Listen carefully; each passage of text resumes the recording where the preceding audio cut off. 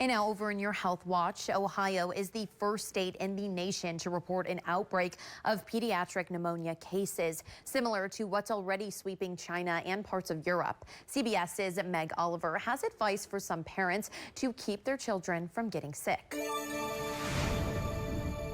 In Warren County, north of Cincinnati, health officials have declared an outbreak of pneumonia in children. They say 145 kids have been diagnosed with the respiratory infection since August. The average age of these patients is 8 years old.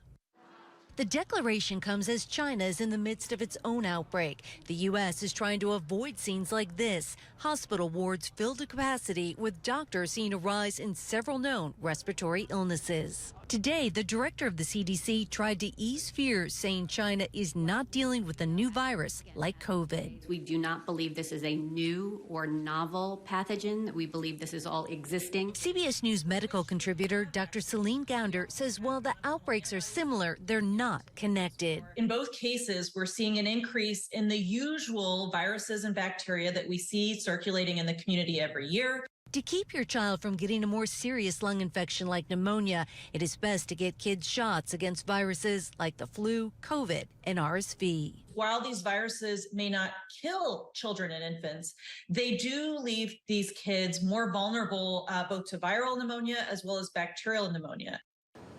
Doctors say in most cases, bacterial pneumonia can be treated with antibiotics and doesn't require hospitalization.